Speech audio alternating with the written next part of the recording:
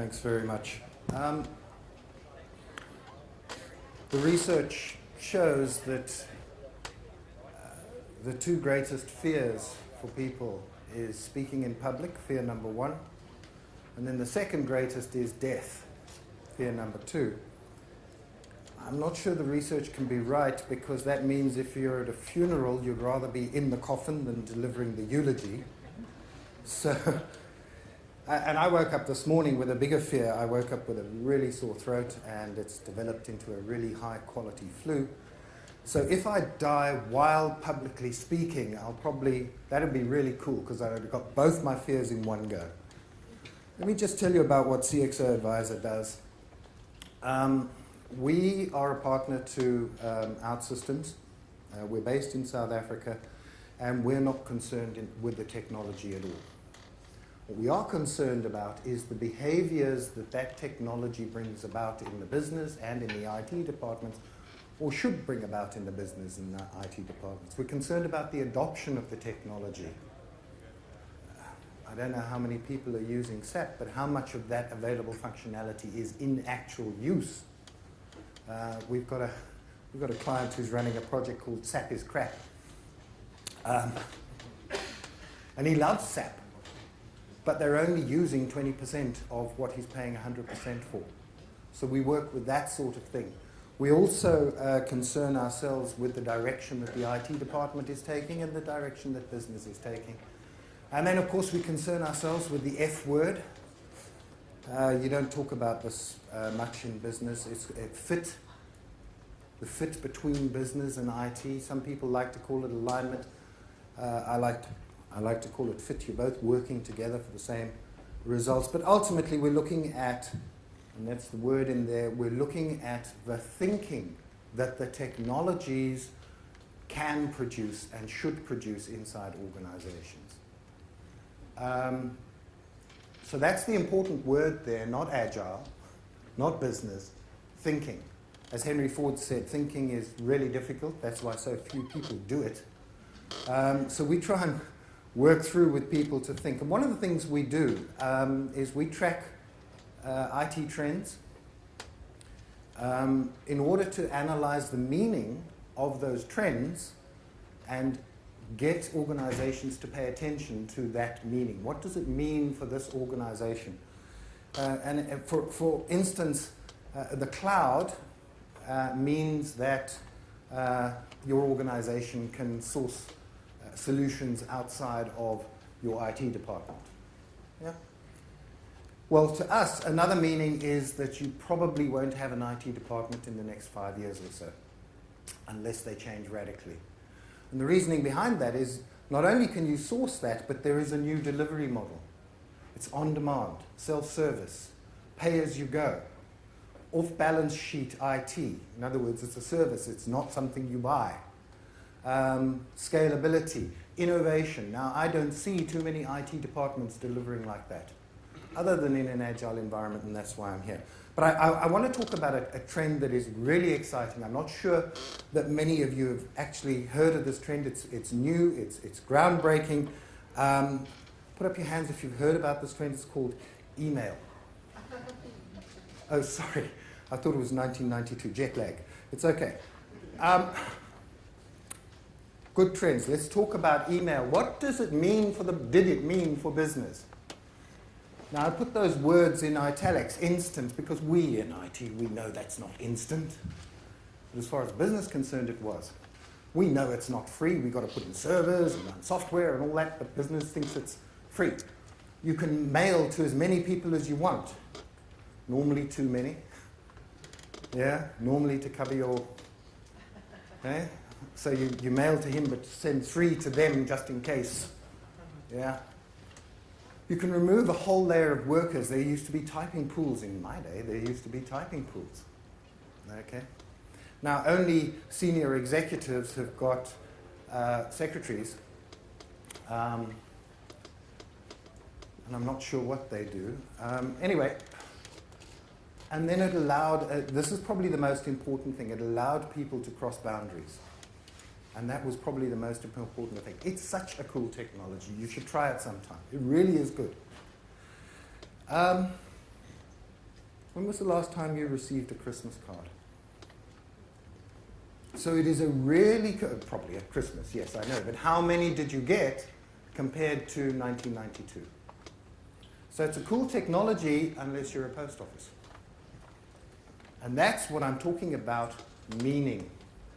What is the meaning of this technology? It is really good, except if we're a post office. What is the meaning of social networking? Really good, unless, I don't know what would work for. What is the meaning of RFID? Of all those technologies, you need to extract meaning. If you're a post office, this is what's happened, and this is conservative. 1/3 of post office revenues were wiped out by email. 1/3. It's a bit more in some instances. So guess what the post offices did is the advanced ones, South African post office still thinks emails are passing fad, and don't worry about it. But the advanced ones have changed their business models. They have become a order fulfillment last mile provider. Okay, and oh, by the way, they also deliver letters. So what does a technology mean for where you're going? And why am I asking these questions is because Paolo said yesterday, this is not a question of choice where IT departments are today. And I subscribe to that as well. And I want to talk about some stuff. As my wife says to me when I'm looking in the fridge for the butter, and she says, you can't join the dots if you can't see the dots. And then she reaches past me and grabs the butter straight out from in front of me. I can't see it. So I'm going to just talk about some dots that I can see coming down the horizon for us. So I wrote a book called, one of the books I've written called What Business Really Wants from IT. I didn't want to call it that. I wanted to call it what the hash ... does my IT department actually do? Because when I went and interviewed a whole bunch of CEOs, that was the most common thing they said to me. I know they're expensive, I know I need them, but I have no idea what they do. I'll talk about agile thinking, more the agile thinking in delivering what business wants, and then I'll give you a quick, brief overview of my new vision for what the IT department should be. I've talked to more than 1,000 CEOs, and I presented to probably 30 times as many CIOs. And I've said to the CEOs, what do you want from business, from IT? And they said, deliver IT without fuss, get involved in business improvements, and give us appropriate leadership. I'm just checking that it came up. I know this stuff off by heart. Now here's the cool thing is there are invisible words there that IT people can't see, that only business sees. Only business sees without fuss. Because IT people think our job is to deliver IT. Business people say, no, it's without fuss. IT is a hygiene factor. Do you know what hygiene factor are? Human resources terms. If this didn't work, if the electricity didn't work, if the air conditioning didn't work, if the food was lousy, if the toilets didn't work, we couldn't hold this conference. That's IT. We're the lights and toilet people. And we want it without fuss. If we have to come in and individually turn on every one of these lights, we're not interested. But that's what IT delivers to the business. That's the thinking. Involved in business improvement. The word that IT don't see is involved. I saw this morning, and I don't know who it was, and forgive me, IT must respond to business. Hell will respond. You don't live to respond. You must be involved so that you can be proactive in what the business... I love this stuff. You know, we exist to enable our business to... What a load of rubbish. You won't exist in 5 years if you think your job is to enable your business, to enable innovation. You don't respond, you proact. And then appropriate leadership. You don't walk in and say, hey, look at this cool new iPad. That's not appropriate. You walk in and say, email will kill this business. That's appropriate. Meaning and attention. What does it mean? And how do we pay attention? And I firmly believe that unless IT departments radically change, and I don't mean a little bit radically, I mean radically change, and I'll talk about it last slide, they won't be surviving. And I was a CIO for 10 years. And I wasn't a very good one, because I did all the other stuff. I did the technology. So How do you deliver without fuss? This is what we do. We fly around the IT thing and we think we're doing a pretty good job. Here are some of the points. Yeah, more with less, that's so passe, that's so obvious. But it doesn't mean more with less, it means prove the value. I'm doing a doctorate at the moment on IT finance, and we help a lot of IT managers and CIOs go to their business and ask for money. And almost invariably, they come back with more money than they asked for. Try that again. More money than they asked for. Why? Because they proved the value of what they're doing. They spoke in a language that the business understood. They talked no IT whatsoever. And the guy said, well, yeah, you have 16% increase. This was last year. CIO was told, you can do 5% increase in your budget. He walked in and said, I want to do this stuff. The guy said, have 16. He said, where are you going to get the money from? He said, I'll take it from other departments who don't explain as well as you do. They've got the money. We're what? Between 1% and 9% of operating costs. They've got the money. It's just we're lousy at getting it out of them. The keep the lights on trap, this is the hygiene factor thing. We all think that that's our job, is to deliver good hygiene. Never talk costs. You know, it's like saying, walking in and saying, hi, kick me, kick me. You know, don't talk costs, really. There's no point. Talk value. Talk. We've developed, 6 different types of value that IT provide. And there's one, just quickly. IT value unlock. Unlock the value of the applications that you're already paying for, that business isn't using properly. Some of that's usability. So again, we talked about risk mitigation in the architecture thing. That drives costs, and that's why you don't get any money. You need to be talking about innovation. Don't talk about technology. Use the platform as the glue. You do not talk about technology. I've got companies that they go in and they say, we want to upgrade, and the guy says, don't bother me with that stuff. As long as you're within these parameters, don't tell me any of your technology stuff. Let's talk business. Don't do jargon. Ricardo's going to talk to you a bit about before. You have to do jargon to each other. If I spelled out it'll every time and worded it out to us all the time, we'd be so bored and so slow. So we've got to do jargon, but when talking to the business, you'll notice I haven't talked any IT facts here. Don't hold us back, kill your legacy. You've seen this stuff before.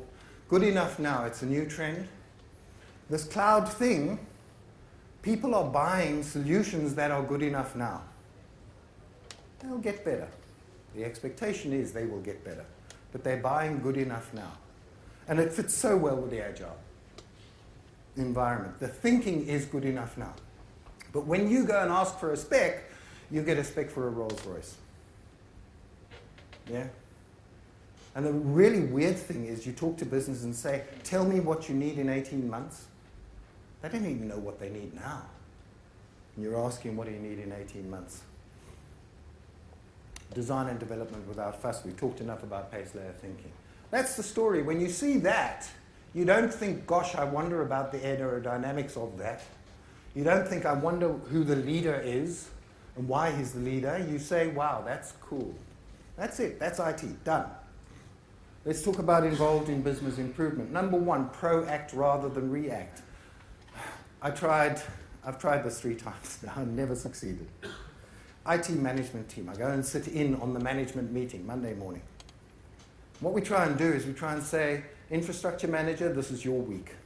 Next week, development manager, your week. Next week, architect, your week. And in that week, the guy has got to go out and walk around the business. Steve was talking about it yesterday.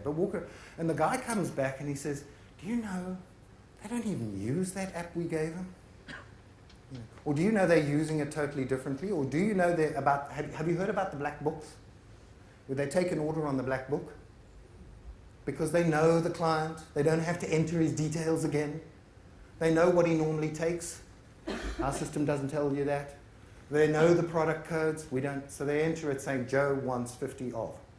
And then at the end of the day, they take their black book and they enter it into, much like the hospital thing that we were talking about. So where are your people? Are they out there on the trucks? Where they come back and say, why haven't we barcoded these things? Why haven't we RFID'd these things? Business measures of success. It's wonderful. You can be 99.99% SLA compliant. Whoop-de-doo, and your business is going under. It means nothing.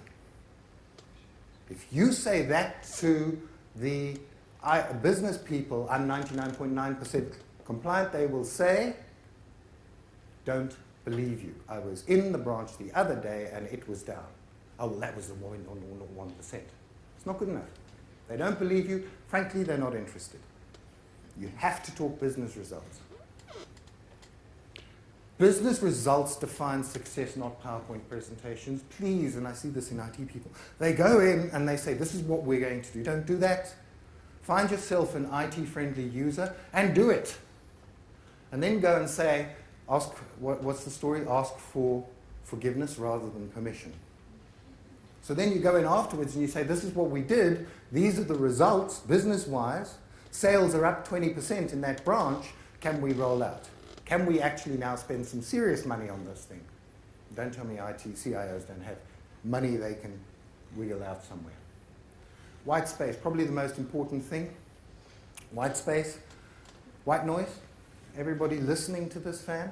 You don't hear it, but it's white noise, yeah? So let's talk about white space. It's the stuff that is there, but we can do, but we don't. So number one, we have in IT systems thinking. Business does not. The other thing is, and this was this architecture discussion, we in IT can see across the entire business. Nobody else can. But we don't use that. We don't use that systems thinking. We don't use, guess what, those happen to be studio, what's the GUI, the UE? ID, yeah, that one. I don't do technology, okay. Service Studio. Content, it's brilliant. I mean, Peter Drucker said this. He says, why do you call yourselves IT? You never do I.